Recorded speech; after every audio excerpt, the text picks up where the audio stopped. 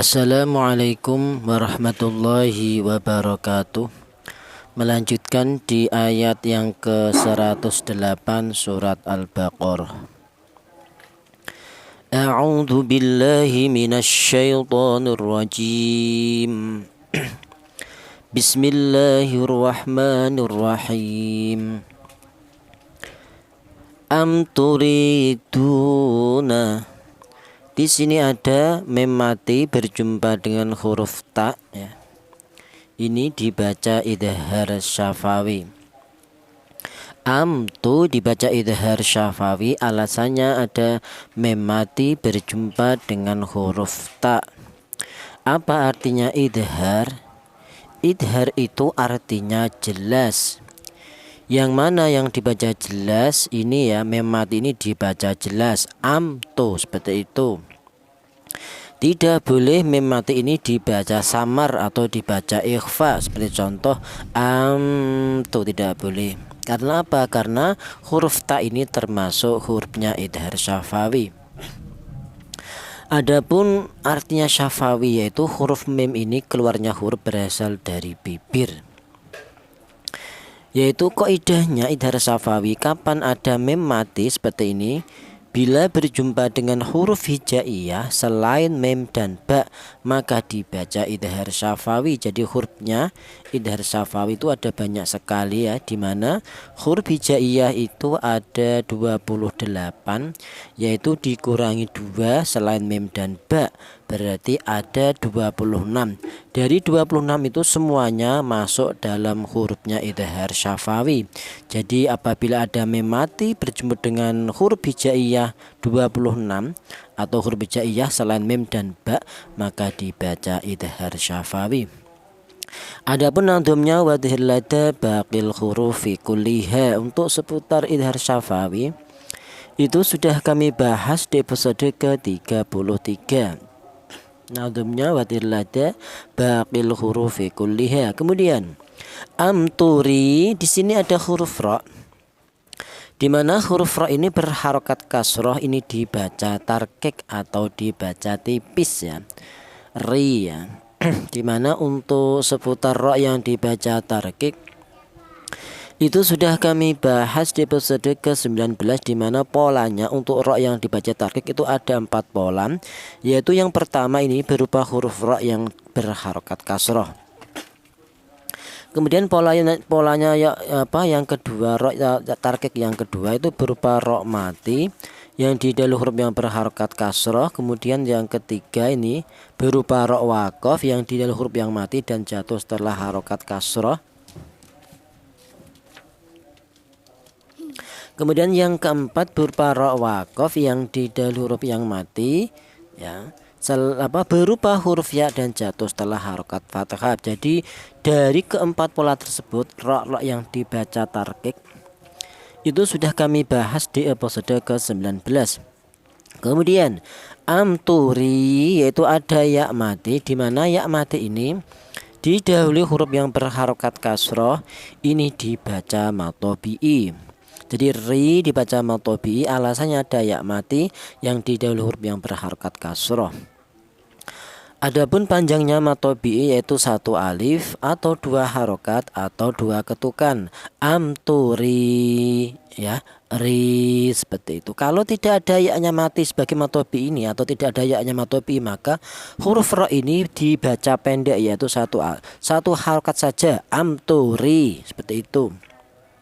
Berhubung ada ya-nya mati sebagai ya hurufnya matobi, maka huruf ra ini dipanjangkan yaitu 1 alif, panjangnya sama dengan 2 harokat atau sama dengan 2 ketukan, amturi, seperti itu. Adapun kaidahnya idhar matobi itu kapan hurufnya ada 3, yaitu yang pertama ini berupa alif ya. Jadi hurufnya matobi yang pertama itu alif, syaratnya alif menjadi hurufnya matobi yaitu harus didahului huruf yang berharokat fathah. Jadi alif ini menjadi matobi syaratnya didahului huruf yang berharokat fathah. Kemudian hurufnya matobi yang kedua ini tadi yaitu berupa ya yang mati Syaratnya ya mati ini menjadi mad tabi'i, syaratnya didahului huruf yang berharokat kasroh. Kemudian hurufnya mad tabi'i yang ketiga ini berupa wawu mati ya. Wawu mati syaratnya wawu mati ini menjadi mad tabi'i, syaratnya berupa wawu mati yang didahului huruf yang berharokat dhammah. Jadi hurufnya mad tabi'i ada 3, ada alif, ada ya mati, ada wawu mati ya. Yang masih bingung tentang seputar mad tabi'i itu sudah kami bahas di episode pertama, kedua, dan ketiga.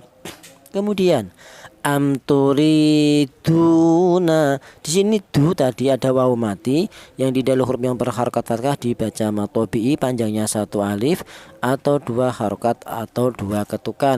Du, seperti itu. Kita geser dulu. Antas'alu rasulakum. Di sini ada anta, yaitu ada non mati, di mana non mati ini berjumpa dengan huruf ta, ini dibaca ikhfa. Apa artinya ikhfa? Ikhfa itu artinya samar. Beda dengan idhar ya. Kalau idhar itu dibaca jelas, kalau ikhfa itu artinya dibaca samar. Apa yang dibaca samar ini ya, non mati ini cara bacanya disamarkan atau dibaca samar, anta, seperti itu. Tidak boleh non mati ini dibaca jelas atau idhar, anta, tidak boleh, karena huruf ta ini masuk dalam hurufnya ikhfa. Jadi apabila ada tanwin atau nun mati ya bertemu dengan huruf ta, itu cara bacanya nunnya ini dibaca samar atau disamarkan, anta, seperti itu. Ada dengungnya 2 ketukan ya, anta, seperti itu.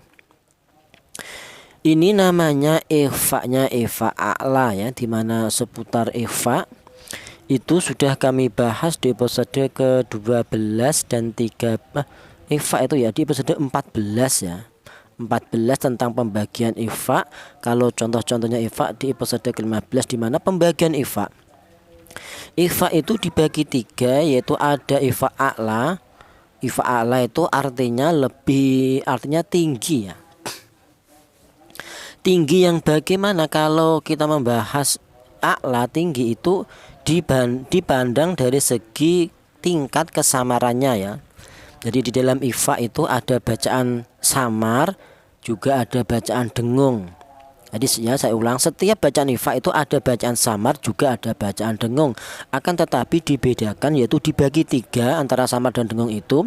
Yang pertama ada ikhfa a'la. Ikhfa a'la itu artinya tinggi. Tinggi yang bagaimana? Tinggi dipandang dari tingkat kesamarannya lebih tinggi dibanding dengungnya. Ini untuk ikhfa a'la ya. Ya ulang, ikhfa a'la itu samarnya lebih dominan daripada dengungnya. Ini ikhfa a'la. Yaitu kapan? Apabila ada huruf nun ini berjumpa dengan huruf ta ini, yaitu ada 3 hurufnya, to, dal, ta, itu ikhfa a'la. Maka itu bunyi yang dihasilkan vokalnya itu berupa huruf n ya, n double, anta, seperti itu. Jangan ng, jangan eng, jangan angta, jangan ya. Karena ini ikhfa-nya ikhfa a'la. Ikhfa yang pertama saya ulang, ikhfa namanya ikhfa a'la atau boleh dikatakan ikhfa akrob ya. Apa artinya akrob? Akrob itu artinya dekat. Dekat yang bagaimana? Kalau kita membahas tentang artinya dekat itu dipandang dari segi makhorijul hurufnya ya, dimana kedekatan huruf nun dan ta ini berada di, kalau huruf nun ini keluarnya huruf berasal dari ujung lidah menyentuh langit-langit mulut, kemudian berjumpa dengan huruf ta ini berada di ujung lidah menyentuh pangkal gigi seri atas. Dari langit-langit mulut huruf nun ke pangkal gigi seri atas huruf ta ini berdekatan sekali ya, tonggone persis ini ya, tetangga berdekatan. Inilah yang dikatakan ikhfa-nya ikhfa akrob ya. Jadi yang pertama dikatakan ikhfa a'la atau dikatakan ikhfa akrob ya, boleh. Yang kedua namanya ikhfa adna. Artinya adna itu rendah, yaitu kebalikannya dengan ikhfa a'la. Justru artinya yang rendah ini adalah dengungnya yang lebih dominan daripada samarnya. Bunyi vokalnya ng ya, ini yang untuk ikhfa adna, yaitu terdapat dua huruf yaitu huruf qaf dan huruf kaf. Jadi apabila ada tanwin atau nun mati bila berjumpa dengan huruf qaf dan huruf kaf maka dinamakan ifa'nya ifa' adna, yaitu dengung lebih dominan daripada samarnya, yaitu bunyi vokalnya ng atau eng itu. Atau nama lain ifa' adna itu ifa' ab'ad, artinya ab'ad itu jauh. Jauh yang bagaimana? Jauh dipandang dari segi makhorijul hurufnya, yaitu apabila huruf nun ini berjumpa dengan huruf qaf dan huruf kaf itu memang jauh sekali dari mana di mana huruf nun ini ujung lidah menyentuh langit-langit mulut, berjumpa dengan huruf qaf dan kaf itu berada di pangkal lidah atau lidah bagian belakang. Antara langit-langit mulut ke pangkal lidah itu sangat berjauhan. Itulah yang dikatakan ifa' al-ba'ad, ifa' yang jauh. Kemudian ifa' yang ketiga namanya ifa' ausat, yaitu ifa' pertengahan, artinya tidak terlalu samar juga tidak terlalu dengung, itu ifa' ausat. Itu dipandang dari segi bunyinya, tidak terlalu dengung juga tidak terlalu dekat, artinya ausat. Kalau dipandang dari segi makhorijul hurufnya juga pertengahan, jadi tidak terlalu jauh juga tidak terlalu dekat ya. Untuk semuanya ini pembahasan tentang ifa' a'la atau ifa' aqrab, ifa' adna atau ifa' al-ba'ad atau ifa' ausat sudah kami bahas beserta contoh-contohnya di pembagian ifa' di episode ke-14 ya. Kemudian ya bunyi vokalnya ng, bunyi vokalnya nn ya, anta seperti itu. Antas alu, di sini ada lu, yaitu ada wawu mati seperti tadi di depan sudah kita bahas, yaitu ada wawu mati yang di dalam huruf yang berharakat dhammah dibaca matobi'i, panjangnya satu alif atau dua harokat atau dua ketukan. Lu, ini juga ada su, yaitu ada wawu mati yang di dalam huruf yang berharakat dhammah, sama ada wawu mati yang di dalam huruf yang berharakat dhammah. Lu dibaca matobi'i, su juga dibaca matobi'i, alasannya ada wawu mati yang di dalam huruf yang berharakat dhammah, panjangnya sama yaitu satu alif atau dua harokat atau dua ketukan. Lu, su. Ini juga ada du ya, sama ini. Kemudian di sini ada antas alura. Di sini ada ra, yaitu ada huruf ra. Di mana huruf ra ini berharakat fathah, ini dibaca tafkhim atau dibaca tebal ya. Untuk menebalkan huruf ra yang dibaca tafkhim itu menggunakan lidah bagian belakang diangkat ke atas ya, ra seperti itu. Di mana ra dibaca tafkhim alasannya ada huruf ra yang berharakat fathah ya. Di mana seputar ra tafkhim itu sudah kami bahas di episode ke-18, di mana polanya untuk ra yang dibaca tafkhim itu ada 8 pola. Di antara yang pertama berupa huruf ra yang berharakat fathah ini dibaca tafkhim, ini juga ada. Yang kedua ada ra mati yang di dalam huruf yang berharakat fathah. Yang ketiga ada ra yang berharakat dhammah. Di sini ada sini ya. Yang keempat ada ra mati yang di dalam huruf yang berharakat dhammah.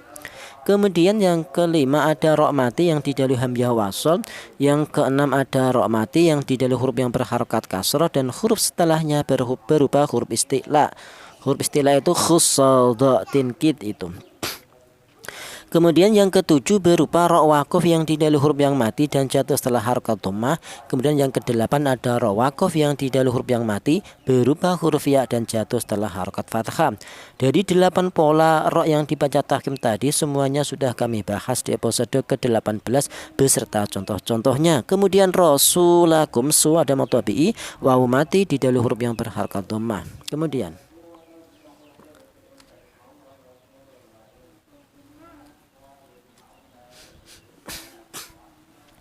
di sini ada kama su'ila Musa min qabl.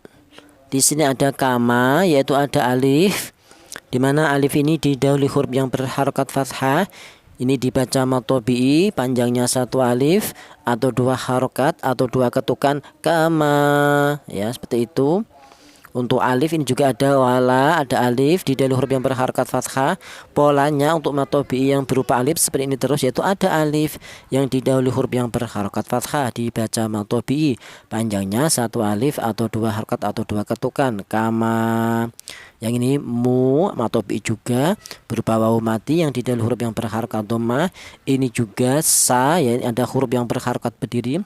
Ini boleh dibaca matobi ya, atau ya dibaca panjang satu alif ya. Jadi setiap ada huruf yang berharakat berdiri, ini menunjukkan bahwa huruf tersebut dibaca panjang ya. Musa, seperti itu.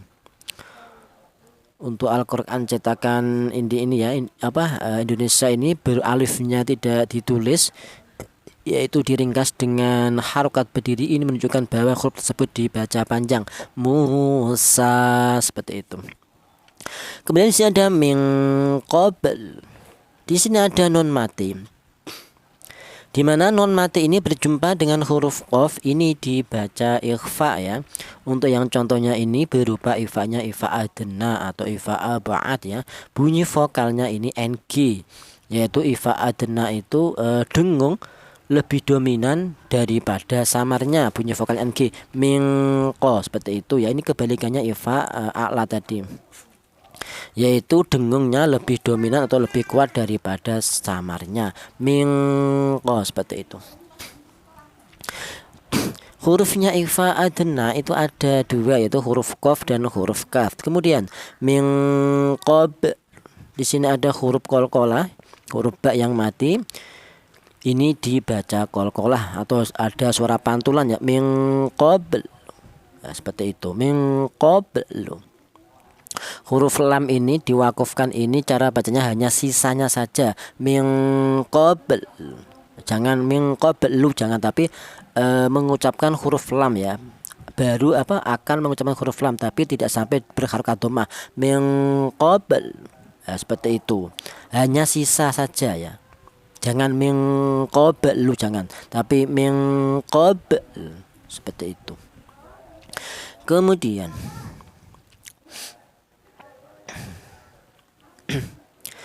wa man yatabaddalil kufra. Di sini ada wa man ya, ada non mati.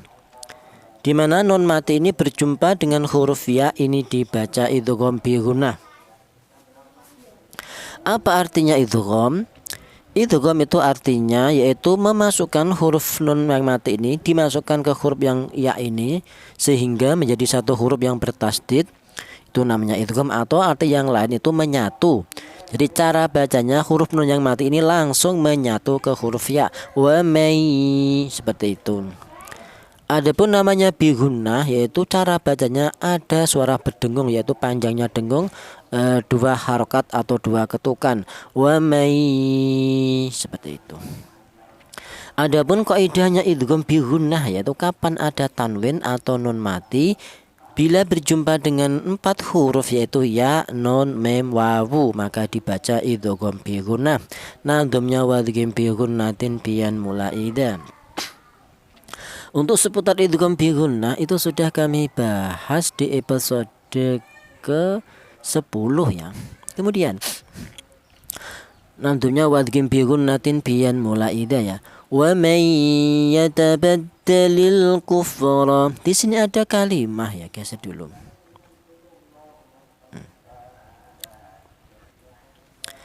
Di mana kalimah ini diawali alif lam. Ini juga ada bil iman juga diawali alif lam ya. Di situ sebenarnya mengandung dua hukum bacaan tajwid, yaitu yang pertama namanya idhar qamariyah, yang kedua namanya idgham syamsiyah ya. Untuk contoh kali ini itu kedua-duanya dibaca idhar qamariyah. Yang depan ya, ini ada alku, ada alif lam berjumpa dengan huruf kaf. Ini cara bacanya lam matinya ini dibaca idhar atau dibaca jelas ya, badalil kufra, seperti itu, jelas ada lam matinya.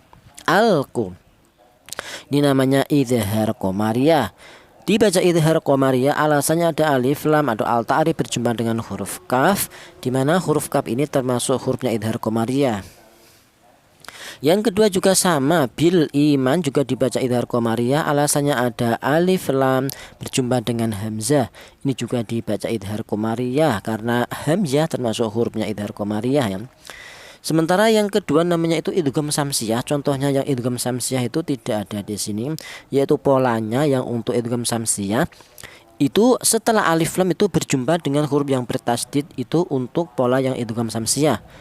Sementara yang untuk idhar qamariyah seperti ini, yaitu setelah alif lam tidak berjumpa dengan huruf yang bertasdid. Ini juga setelah alif lam tidak berjumpa dengan huruf yang bertasdid, ini untuk idhar qamariyah. Untuk seputar idhar qamariyah dan idgham samsiyah sudah kami bahas di episode ke-6 ya. Adapun kaidahnya ya, ini untuk idhar qamariyah kapan ada alif lam berjumpa dengan huruf 14 yang terdapat dalam nadham fi abghi hajjaka wa khuf aqimah. Kemudian di sini ada al-kufra ra ya. Ini ada huruf ra. Di mana huruf ra ini berharokat fathah seperti di atas tadi, ini dibaca tafhim atau dibaca tebal ya. Ra dibaca tebal atau dibaca tafhim, alasannya huruf ra berharokat fathah. Kemudian di sini ada bil imani, ima ya, yang bil sudah tadi itu idhar qamariyah, alasannya ada alif lam berjumpa dengan hamzah. Yang kedua ada ya mati yang di dalam huruf yang berharokat kasroh ya. Ini dibaca panjang yaitu satu alif atau dua harokat atau dua ketukan ya. Bil ada ya mati yang di dalam huruf yang berharokat kasroh ya. Seperti matobi ada ya mati yang di dalam huruf yang berharokat kasroh. Polanya matobi yang berupa ya seperti ini ya. Seperti ini kasih, yaitu ada ya mati yang di dalam huruf yang berharokat kasroh dibaca matobi. Ini ada ya mati yang di dalam huruf yang berharokat kasroh juga dibaca panjang atau matobi. Akan tetapi ini ya, ini melalui proses ya. Ini bukan matobi ya, yaitu lafal iman. Nah, ini terbuat dari sebenarnya ya ini adalah gantian atau badal ya. Ini dinamakan mad badal, yaitu ya-nya ini bukan ya asli ya, ini ya gantian. Ini dinamakan badal. Kalau yang ini ya-nya asli ya. Kalau ini ya-nya gantian atau badal namanya mad badal, yaitu asalnya lafal imani ini terbuat dari dua hamzah. Di mana hamzah yang pertama ini berharokat kasroh ini hamzah yang kedua berupa ya ini asalnya hamzah yang mati ya. Jadi lafalnya itu iman ya, seperti itu. Kemudian hamzah yang mati ini diganti dengan huruf mat ya, huruf matobi. Diganti dengan huruf ya, karena apa? Karena huruf ya ini menyesuaikan dengan harokat hamzah yang pertama. Saya ulang, lafalnya imani ini terbuat dari asalnya itu imani, terbuat dari dua hamzah. Hamzah yang pertama berharokat kasroh, hamzah yang kedua mati atau sukun. Kemudian hamzah yang mati ini diganti dengan huruf matobi berupa huruf ya. Karena apa kok diganti ya? Kok tidak wawu, tidak alif? Karena huruf ya ini menyesuaikan harokat hamzah yang pertama. Lah gara-gara kata-kata diganti itu ya, kata-kata diganti itu namanya badal. Jadi imani, jadi dibaca mad badal ya ini. Kalau sudah jadi demikian, dibaca mad badal, alasannya ada kumpulnya mad ya, matobiyah ini kumpulnya huruf mad dan huruf hamzah, tapi hamzahnya ada di depan. Ini namanya mad badal. Panjangnya persis sama matobi, yaitu satu alif atau dua harokat atau dua ketukan. Bil seperti itu. Jadi dikatakan badal itu ganti ya. Ganti yang mana? Hamzah yang kedua diganti dengan huruf mat berupa ya, itu namanya ganti, dinamakan mad badal. Kemudian imani, di sini ada ma, yaitu ada alif. Di mana alif ini didahului huruf yang berharokat fathah, ini dibaca matobi. Ma panjangnya dua harokat atau dua ketukan. Bil imani, seperti itu ya. Ma dibaca matobi, alasannya ada alif yang didahului huruf yang berharokat fathah. Kemudian geser dulu.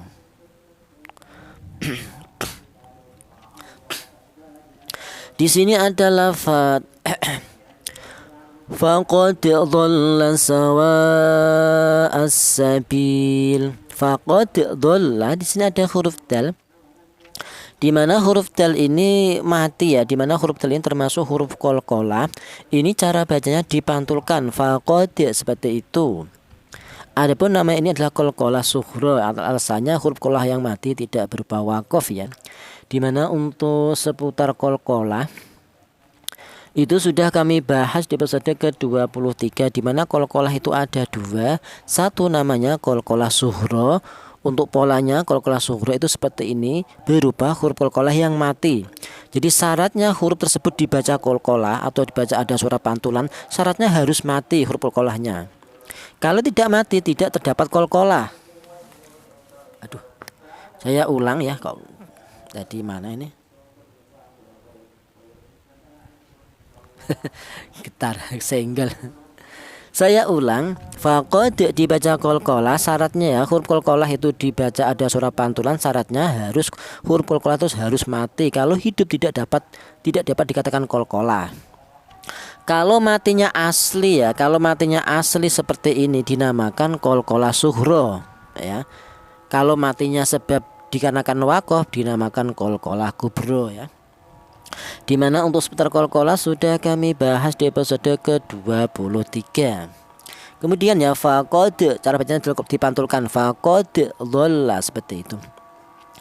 Di lafal ini ya kadang ada yang membaca idgham ya, itu yang dibaca qalqalah itu menurut Imam Hafiz ya. Kalau di imam lain itu kadang ada yang membaca idgham ya, faqad dhalla, seperti itu. Kalau ini diidghamkan ya langsung ini dal ini langsung masuk ke huruf dhad, faqad dhalla, seperti itu. Jangan dipantulkan faqad, jangan seperti itu. Itu kalau yang versi diidghamkan ya. Kalau tidak diidghamkan berarti ini dibaca qalqalah, faqad dhalla, seperti itu. Untuk menurut Imam Hafiz ya ini tidak terdapat idgham atau di sini ada terdapat qalqalah, faqad. Adapun yang mengatakan ini ada terdapat idgham itu imam yang lain, itu seperti Imam Waros dan Imam Qalun itu ya. Itu mengatakan bahwa Imam Waros dan Imam Duri ya.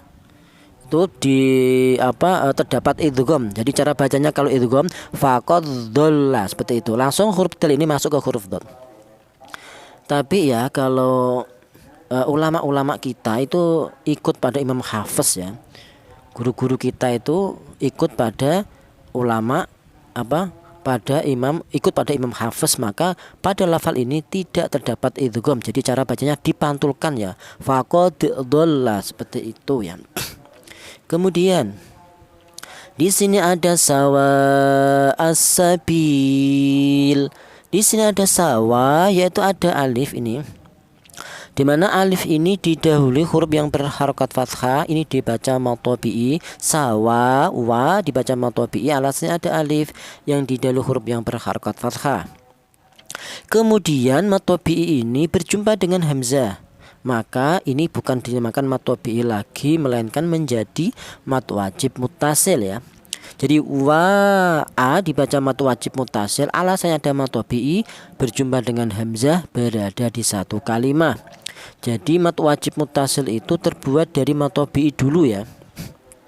Mana matobi'inya ini wa. Matobi'i berjumpa dengan hamzah berada di satu kalimat, itu dinamakan mat wajib muttasil. Kalau sudah menjadi mat wajib muttasil itu panjangnya 2 alif setengah atau 5 harokat atau 5 ketukan. Sawa seperti itu ya. Jadi terbuatnya kalau ini ya, kalau mat wajib muttasil bedanya dengan mat jaiz munfasil ya. Kalau mat wajib ya antara matobi'i dan hamzah ini muttasil, yaitu gandeng, itu berada di satu kalimat ya. Jadi sawa ini satu kalimat. Jadi perjumpaannya matobi'i dengan hamzah itu berada di satu kalimat, ini untuk yang mat wajib muttasil. Kalau yang mat jaiz munfasil artinya pisah, itu perjumpaannya matobi'i dan hamzah berada di dua kalimat yang berbeda ya. Untuk seputar mat wajib dan mat jaiz sudah kami bahas di episode kelima ya. Ini nadumnya wa intalahu lam yufi kalimatih fa wajibun muttasilun kajaati. Kemudian sawa asa, di sini ada sebuah kalimat as-sabil, di mana kalimat ini diawali alif lam ya. Di depan sudah kita bahas kalau ada alif lam itu mengandung dua hukum bacaan tajwid. Yang pertama namanya idgham samsiyah, yang kedua namanya idhar qamariyah ya. Untuk polanya yang idgham samsiyah itu setelah alif lam ini berjumpa dengan huruf yang bertasdid. Ini alnya ini masuk hurufnya alnya ini termasuk alnya al samsiyah ya. Jadi saya ulang, asa dibaca idgham samsiah, alasannya ada alif lam berjumpa dengan huruf yang bertasdid. Ini cara mudah untuk mengenal apakah itu idgham samsiah, apakah itu idhar qamariyah. Jadi untuk mengetahui yang lebih mudah, kita lihat setelah alif lam itu ternyata berjumpa dengan huruf yang bertasdid.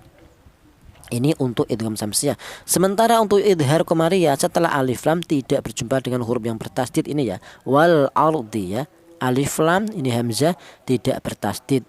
Jadi setelah alif lam tidak berjumpa dengan huruf yang bertasdid. Kalau yang berjumpa dengan tasdid dinamakan idgham samsiah. Selanjutnya ya. Kemudian sawa as-sabil. Di sini ada bi, yaitu ada ya mati, di mana ya mati ini didahului huruf yang berharokat kasroh. Ini dibaca matobi'i ya. Dibaca matobi'i, alasannya ada ya mati yang didahului huruf yang berharokat kasroh.